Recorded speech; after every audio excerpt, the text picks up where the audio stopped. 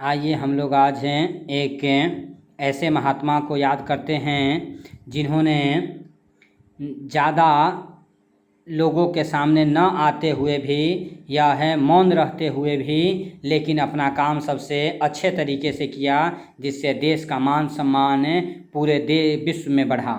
ठीक है, आज याद कर रहे हैं हम लोग लाल बहादुर शास्त्री जी को, जिनका पुण्यतिथि हम लोग गांधी जी के साथ ही मनाते हैं। तो यह है ऐसे व्यक्ति रहे कि आज है हर जगह है गांधी जी की तो बात ज़रूर होती है, गांधी जी की जयंती को लेकर के तो कार्यक्रम बहुत होते हैं, लेकिन जो देश के सच्चे लाल थे, जो देश के सच्चे बहादुर वह लाल थे, उनको हम लोग थोड़ा कम याद कर पाते हैं। तो आज उनको श्रद्धा सुमन अर्पित किया जाए, आज उनको याद किया जाए, आज उनके बलिदान की बातें, उनके कार्यों की बातें याद की जाएँ। तो वंदना जीएस क्लासेस के माध्यम से आज हम लोग लाल बहादुर शास्त्री को जानेंगे, लाल बहादुर शास्त्री के कामों को जानेंगे, किस तरह से उन्होंने देश के लिए काम किया, किस तरह से प्रधानमंत्री रहते हुए काम किया, उनके पूर्ण जीवन का परिचय हम लोग प्राप्त करेंगे। तो आइए लाल बहादुर शास्त्री जी को याद करते हुए जानते हैं। इनका जन्म 2 अक्टूबर 1904 ईस्वी को हुआ था और इनकी मृत्यु 11 जनवरी 1966 को होता है। तो हम लोग आइए लाल बहादुर शास्त्री के जीवन को विस्तृत रूप से जानते हैं वंदना जीएस क्लासेस के माध्यम से। तो लाल बहादुर शास्त्री जी का जन्म 2 अक्टूबर 1904 ईस्वी को मुगल सराय, यह वर्तमान उत्तर प्रदेश के अंतर्गत उत्तर प्रदेश राज्य में मुगल सराय में मुंशी शारदा प्रसाद श्रीवास्तव के यहाँ हुआ था। इनकी माता का नाम राम दुलारी देवी था, तो पिता का नाम याद रखिएगा मुंशी शारदा प्रसाद श्रीवास्तव और माता जी का नाम था राम दुलारी।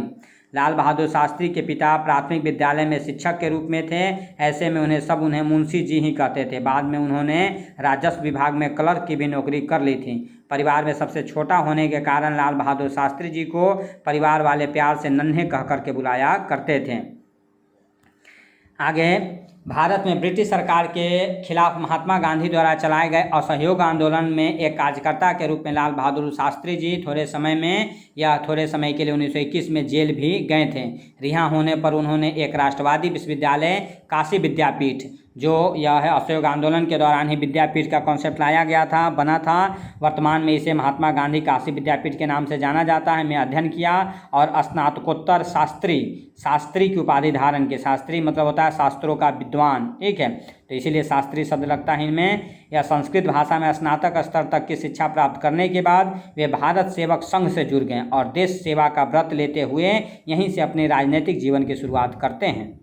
शास्त्री जी सच्चे गांधीवादी थे, जिन्होंने अपना सारा जीवन सादगी से बिताया और उसे गरीबों की सेवा में लगाया। भारतीय स्वाधीनता संग्राम के सभी महत्वपूर्ण कार्यक्रमों एवं आंदोलनों में उनकी सक्रिय भागीदारी रही और उसके परिणाम स्वरूप उन्हें कई बार जेलों में भी रहना पड़ा। स्वाधीनता संग्राम के जिन आंदोलनों में उनकी महत्वपूर्ण भूमिका रही, उसमें 1921 का असहयोग आंदोलन है, 1930 का दांडी मार्च है और 1942 का भारत छोड़ो आंदोलन उल्लेखनीय है। इन आंदोलनों के दौरान इन्होंने यह बढ़ चढ़ करके हिस्सा लिया। इनका एक कथन है, अपने देश की आज़ादी की रक्षा करना केवल सैनिकों का काम नहीं बल्कि यह पूरे देश का कर्तव्य है। तो यह उनका स्टेटमेंट याद रखिएगा।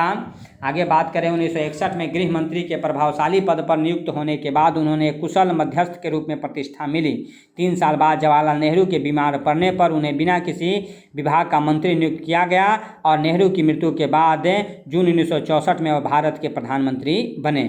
उन्होंने अपने प्रथम संवाददाता सम्मेलन में कहा था कि उनकी पहली प्राथमिकता खाद्यान्न मूल्यों को बढ़ने से रोकना है और वे ऐसा करने में भी सफल रहे। उनके क्रियाकलाप संवैधानिक न होकर के पूरी तरह से व्यवहारिक और जनता की आवश्यकताओं के अनुरूप थे। यह है निष्पक्ष रूप से देखा जाए तो शास्त्री जी का शासनकाल बेहद कठिन रहा, क्योंकि उस दौरान कई ऐसी घटनाएं घटी, ठीक है, चाहे वह अकाल रहा हो, चाहे वह है युद्ध रहा हो, ठीक है, लगातार वह युद्धों से हम लोग जूझते रहें।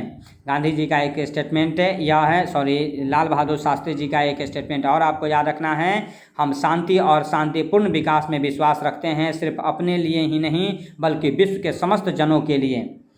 तो भारत की आर्थिक समस्याओं से प्रभावी ढंग से न निपट पाने के कारण शास्त्री जी की आलोचना भी होती है, लेकिन जम्मू कश्मीर के विवादित प्रांत पर पड़ोसी पाकिस्तान के साथ 1965 में हुए युद्ध में उनके द्वारा दिखाई गई दृढ़ता के लिए उनकी बहुत प्रशंसा की जाती है।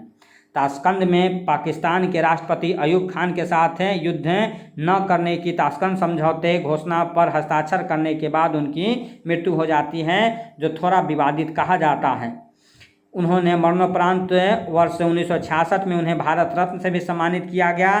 शास्त्री जी को उनकी सादगी, देशभक्ति और ईमानदारी के लिए आज भी पूरा भारत श्रद्धापूर्वक याद करता है।